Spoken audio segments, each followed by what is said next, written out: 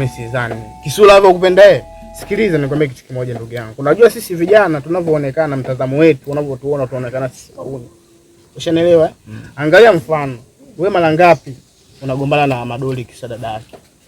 Mzee wake ndo akupendi kabisa. Ushanielewa? Yule mama yupo katikati sababu mume wake ndo anamsikiliza sana. Ushanielewa? Cha kufanya tumtafute mzee Mohamed, tuandike barua tupeleke, afu tusikilizie na kuacha.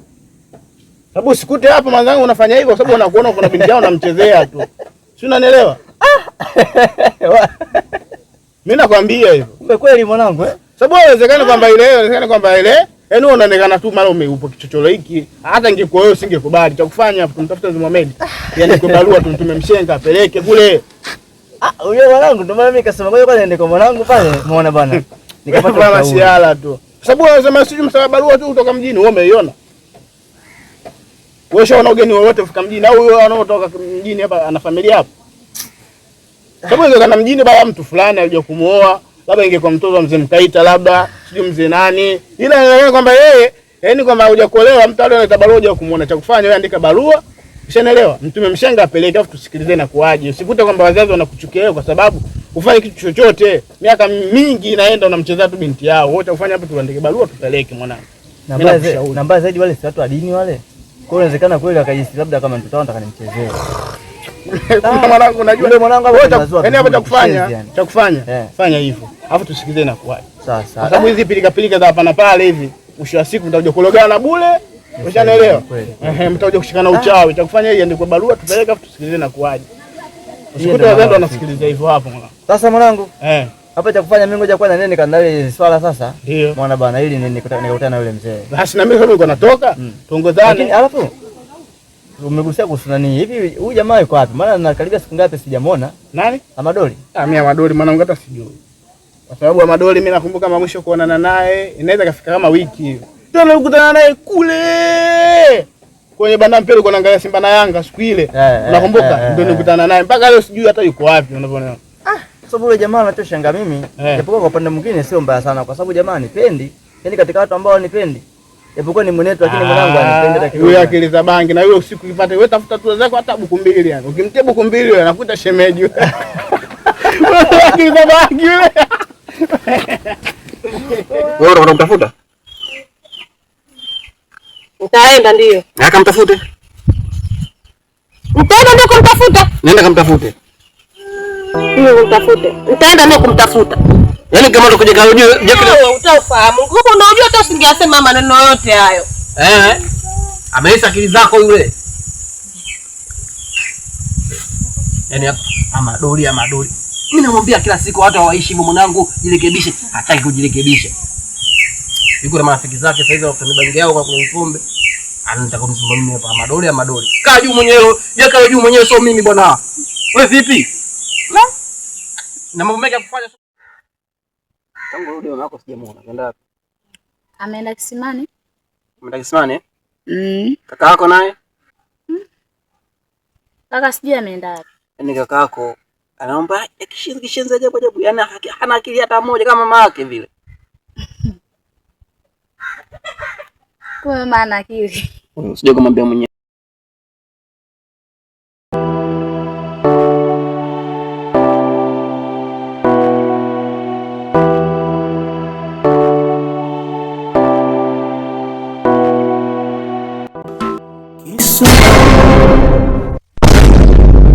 Asalamu alaykum. Waalaikumsalam, karibu. Shikamoo. Marhaba. Samani, nimekuta Amadoli.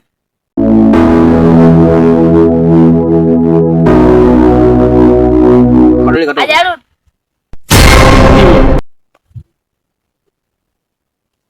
Yeye anabuya wapi kwanza? Basi mimi nilikuja kumuuliza Amadoli.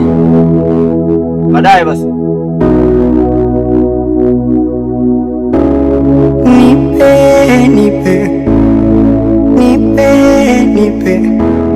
Nipe hesabu ya kukokotoa, tuishi milele jibu nikipata.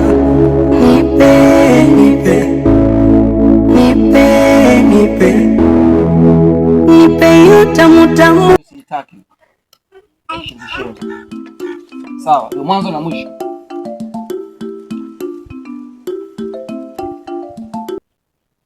Mimi nenda kabisa.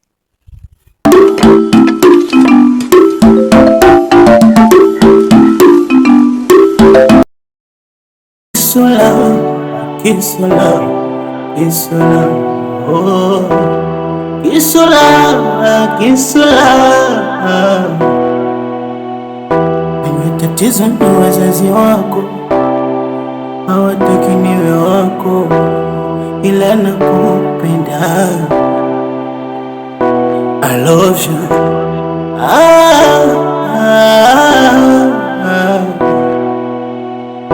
Kichuya naye nampenda Kisula, Kisula naye nampenda Kichuya, ila wazazi wa Kisula hawataki Kichuya.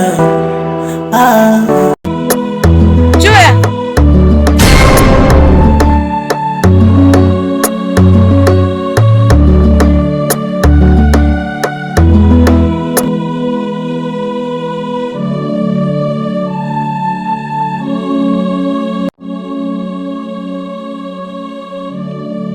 Nishakwambiaga pale nyumbani usio unakuja. Sasa kwa nini ulikuja pale pale nyumbani?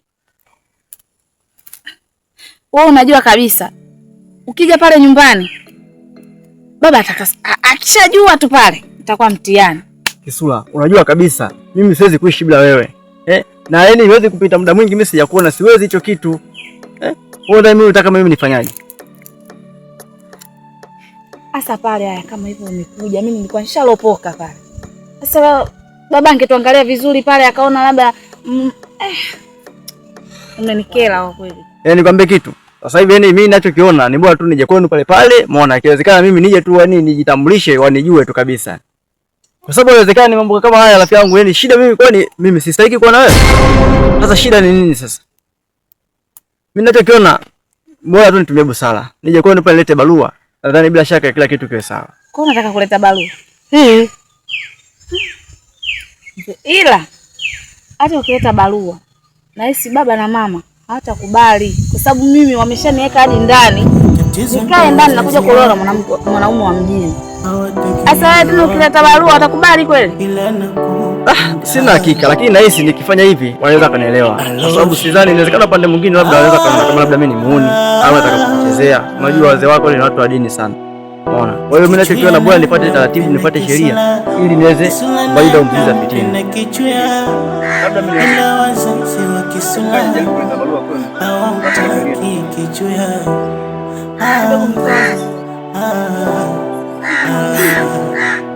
So basi jinsi anavyoenda mimi yangu ya mapenzi nitesa wanataka uolewe baadaye basi Kichuya mjini yani mimi ya munitaka eti kisa masikini Kisula.